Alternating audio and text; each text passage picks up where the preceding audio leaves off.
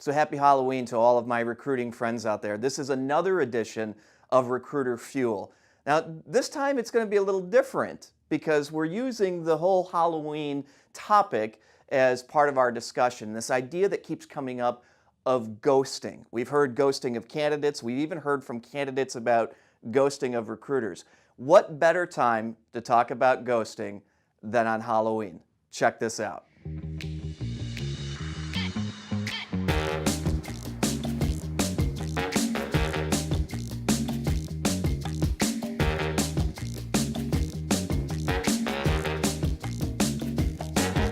Happy Halloween, everyone. This is a special Recruiter Fuel for all you recruiters out there. Peace, right on, love, soul. What else should we talk about? Ghosting. That's right. Ghosting on this scary Halloween. And what does ghosting mean, guys? Gosh, basically when a candidate cuts off all contact with you without any explanation. No communication from whether that be an offer or an interview, just basically leaves and you never hear from them again. So does ghosting happen more often with certain positions over others? Not necessarily. It could be any position. That initial conversation that you have with a candidate, you can kind of tell if they're on board or not. And if you don't really get that buy-in with that initial conversation, it is going to be tough to kind of follow back up with them. Maybe not necessarily exactly level of roles, but maybe specific industries. I work a lot in IT, and the most ghosting I've ever experienced has been from developers. And I think that's solely due to the fact that they have a whole bunch of options out there at their disposal, and they just don't have the time to, turn everyone down. Yeah, I feel like, piggyback off of that, and Marianne, I think any industry, it doesn't matter what it is, but I feel like it's becoming more of a trend to do so, and not even to send an email or a voicemail, which I think we've all talked about as recruiters. That would be acceptable. I would take that, but just to not have any communication at all that you're dropping out of the process is a bad reflection. Yeah, definitely. On the candidate. So where do you guys see ghosting happening more often? Is it during the interview, after the offer, or their first day when they don't show up? I feel like for me and my experience in some of the positions I've staffed for, the start. So you try to close that window as much as possible and not have a big lag time between when the offer is made, when everything is signed to the start date, because I tend to notice that especially in this type of market, the candidate still could be interviewing with other potential employers and get a better offer within that time period. So I think also making clients aware that that's a possibility, to not leave 3 to 4 months in between, when the candidate can start.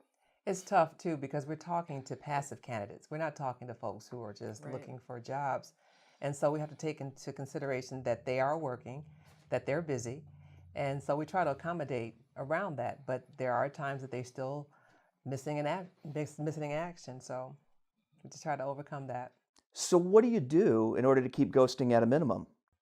Wow. Oh, I think it all starts from that initial interaction you have with them, and it's all about building a relationship. If you've got a good rapport with your candidate, then they're gonna give you the respect to notify you of other opportunities they have in the works and where they're at. And then it's also on the recruiter. We know how the market is. We should always expect that if candidates interviewing for us, they're going to be interviewing for other opportunities. And it's our job to uncover that and to make sure that we are staying on top of their process with other opportunities. That way we can make sure to present our opportunity in a timely fashion. So it's all about making sure you build that relationship with someone. If they don't care about you or who you are, it's a lot easier for them to just not respond to any of your texts or emails or voicemails. But I mean, if you spend time, you've maybe met this person, you've had multiple phone calls, it's going to be a lot harder for them to just completely ignore all of your communication. Yeah, they consider you a partner, not just some crazy recruiter who's harassing me every other day for a and commission. Texting me. Right. They think you're on commission. You're just trying to get your bonus check. But when you really have that, like you said, had an initial conversation, you talk to them, they will divulge everything, what they're going through, their personal issues, why they're open to having a conversation with you. So once you establish that relationship initially, it's very rare that they ghost you, but you do get that chance, 1 out of 10 times that person will ghost you. And that's when I go into attack mode. I get the cell number, personal email address, I got your home number, I'll find you on Facebook. Just tell me no. Yeah. Don't just leave me out there, because I just think, that's just courtesy. So it seems that ghosting's often caused because there's really no relationship with the candidate. What do you suggest in order to take care of that? Put myself in their shoes. How would I feel if I got this call? And who are you? And what do you want? And I think that sometimes candidates are a bit hesitant to tell us this information because they think that we are going to try and sell them hard on our opportunity, and that we're not just going to accept it. We might ask some questions around it, but ultimately, if that's the right decision for you, a good recruiter is going to support that. And you should feel confident in sharing that information with them. Yeah. So do you guys think that today's automated process has had a negative impact on this whole ghosting? I mean, look, a candidate can apply to multiple jobs at the same time. I think that combined with new technology and the way everybody's attached to technology, people don't want to have those confrontations, if you will, or not even a confrontation. They don't want to have you questioning them of why they're taking another position. Like Hannah said, we'd be happy for them if it's the right decision, but a lot of people just want to avoid that altogether. And I think that has a lot to do with, think about how people are attached to their cell phones, and email, and not making phone calls, to tell somebody anything. So I think that plays into it as well. And then also having the opportunity to go online, like you said, and apply for 20 plus positions at a time and possibly get 5 new interviews out of that. So there's a lot more, I think, accessibility to new opportunities for candidates. It's still good to have a conversation, though. Even though technology is where it is right now, where you don't have to have that talk with a real live person, it's still important to have that conversation over the phone, because it's totally different than just applying to some job that you don't really know that much about. Whereas when we talk to them, we can kind of give them a little bit more deeper dive. So the big question is, what advice would you give to a hiring manager to avoid this whole problem of ghosting?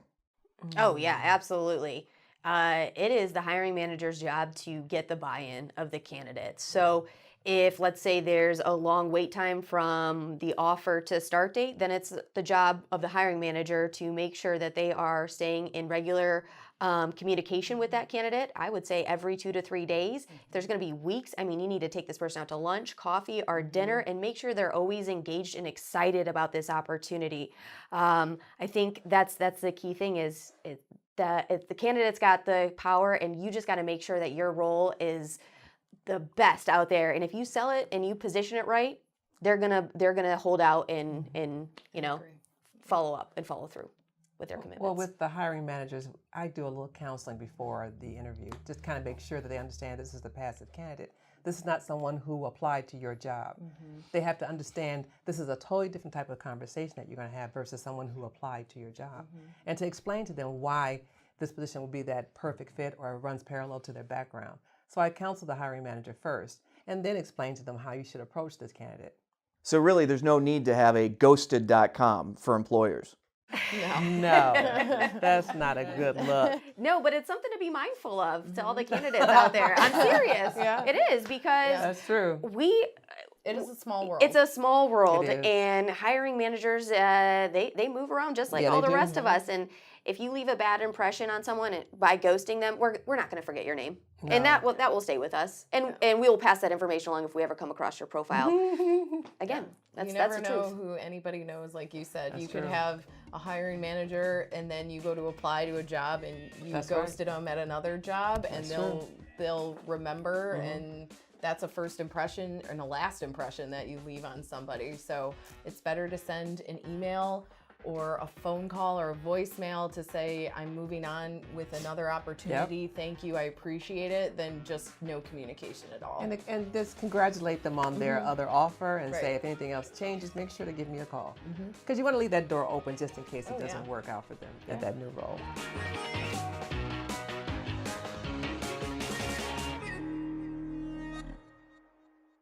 Happy Halloween. Happy Halloween. Peace from Qualigence. Don't eat too much candy.